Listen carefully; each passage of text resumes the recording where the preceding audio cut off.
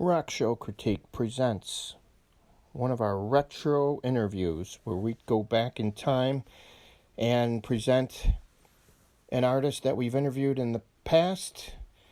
And this week's artist is none other than Rita Coolidge, the Grammy Award winning singer. And we will play her interview that we did with her back in 2012. Thank you. We'll start off with asking you about any current projects you are working on at the moment, songs or albums or anything? I'm not currently working on an album. I'm just, I write all the time. I just stay busy, but there's not anything that really, that I'm promoting or doing right now that would need to be promoted. I'm not doing too much, Joe. You know what? I've been doing a lot of. This week I went up to Los Angeles to do an interview for an exhibit that's going to be running in the Smithsonian in D.C. and in New York for a year, and it's going to feature Native people in pop music and other styles of music, but mainly it's mainstream music. So I did that this week, which was really terrific to be a part of that. Mm-hmm. And just, I'm working and taking care of my dog, and my father is sick, and I spend a lot of time,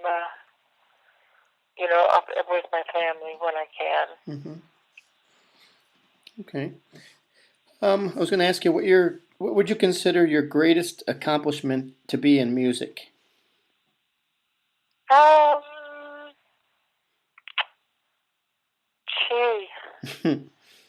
When you've done as much as I have, and for so many years, it's pretty hard to pick one moment, but I guess most recently at the 2002 Olympics in Salt Lake City, I sang with my group Walela, a Native American group, and we sang with Robbie Robertson, and we were on the stage when 1,000 Native people came out in full regalia and on horses and dancing, and to me that was just in my life, one of the most beautiful things that I've heard and seen in my life. So, that always stands out. I mean, I really felt like when my life is over and I cross over, it can't be more beautiful than what I saw in Salt Lake City.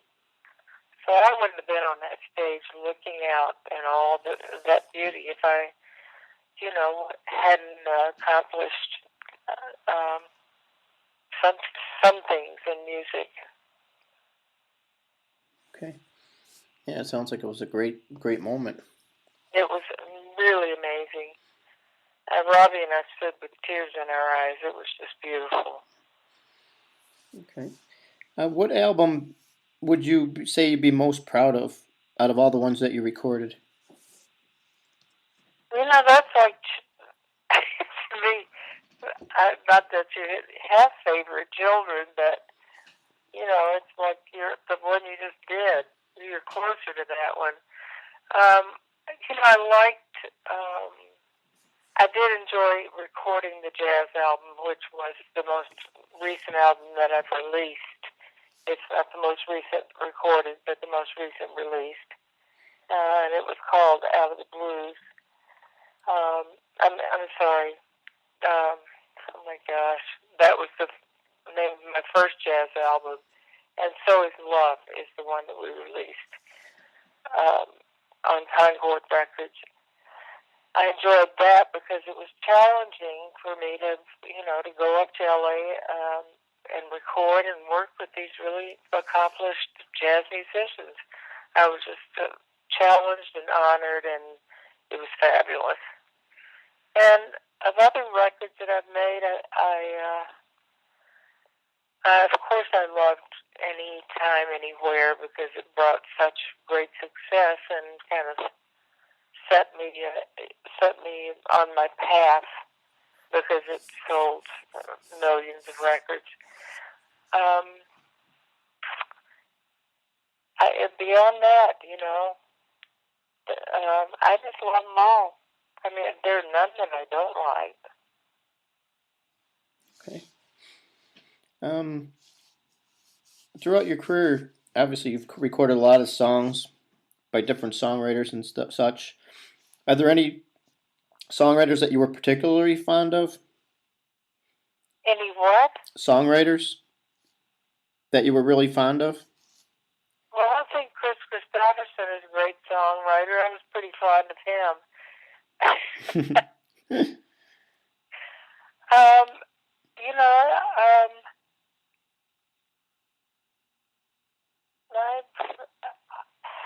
Nobody that really stood out too much? Well, not so much. I mean, I recorded songs written by so many different people. I loved Mark Deno as a writer. I loved Peter Allen's songs and Carol Bayer Sager. I mean, it's just hard, to be on the spot about a writer when I've recorded literally hundreds of songs, and right. I don't want to say something that's going to leave somebody out. So there are just so many. Okay. Yeah, I just didn't know if there was somebody that you really idolized or anything like that. No, I don't idolize. I don't really idolize anybody except maybe Mark Anthony. All right. Well, maybe this question will be a little bit easier to answer. Can you name one person that you'd like to work with that you never had the chance to work with before?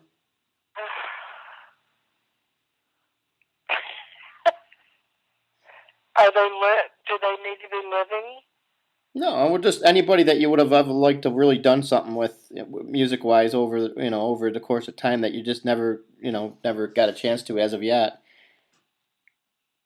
Well, I've worked with a lot of people that I did love and do love. Mm-hmm. So I never got to duet with Luther Vandross, but we worked on a lot of sessions and we were best friends. So, I never got to sing with Peggy Lee, but we were also best friends. So I guess I have to just say Mark Anthony. Okay. All right, well, I got this question here for you. You've done many shows over the years. What would you say, what are your pros and cons of touring? Do you enjoy it? Has touring changed much over the years? I think touring's changed a lot, but, from the time I first started touring, I would leave home and get on a bus and take off on a bus and do cross country, and sometimes it's changed because touring has changed, and because of 9/11, it's not so easy to fly anymore, and because of the economy, airline tickets have gone up. Audiences now, when I was on the Conquer tour in early 70s or whenever that was, a big hall was Santa Monica Civic Auditorium, which maybe holds 2,000. Chris and I would play. It would be unbelievable if we played for an arena of 10,000 people, and now it's very common for artists to play, 30,000 seats, right? Yeah. So I think, everything's just bigger, and the way that music is presented and the way that we buy music has changed. The way people hear music has changed. So the whole thing has changed, even the music itself. Music that I sing now would possibly be played on a country station back in the 70s when I was doing the same thing I am now. Mm-hmm. The Everly Brothers were straight ahead rock and roll when they were singing, when they were having their hits. And now they would definitely be considered a country act. You understand what I'm saying? Yeah, yeah. So it's, just the styles of music have moved into different categories, I would say.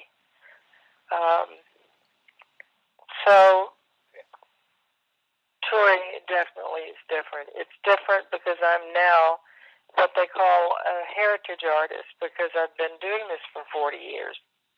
So now, the venues I play are, and I always preferred to do more nights in a smaller venue than to do one night in a big venue because I really like to have kind of a closer relationship with the audience. I don't like to play in places where I can't see the people at the back of the room or the back of a venue. Right. So that's changed.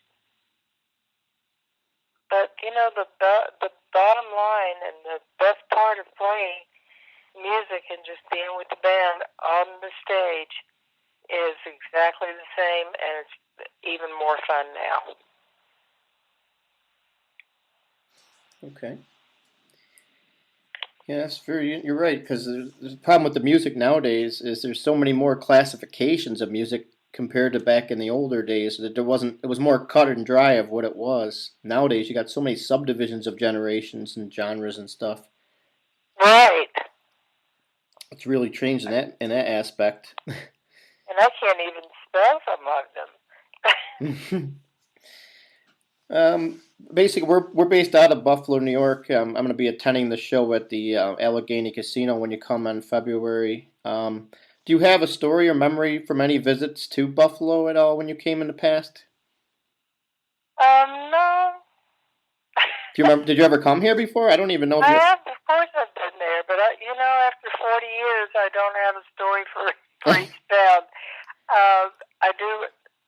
I remember playing at the Seneca in Niagara.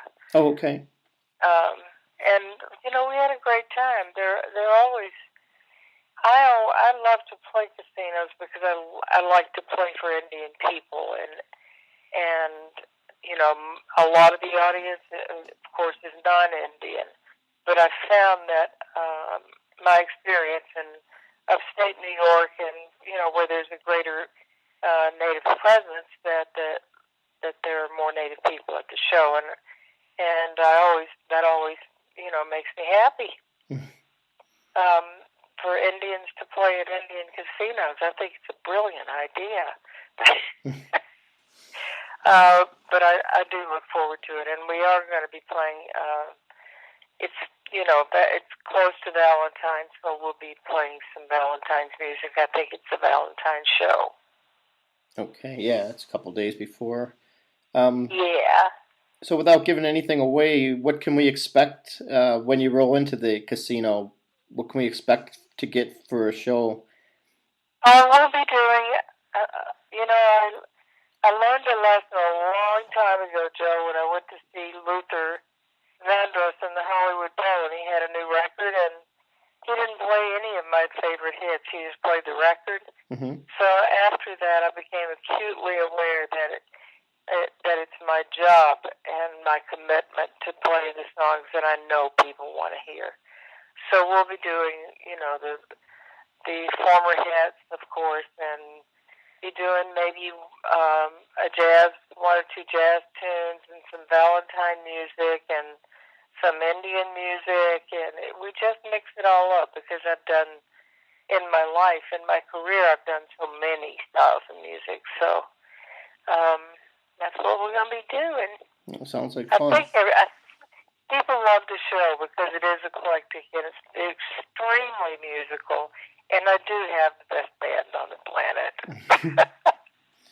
Who's in your band these days? On keyboards is Mary Eckler. On drums, Len Coulter. On guitar, John McDuffie, and on bass, Randy Landis. Okay, great. And they're just fabulous.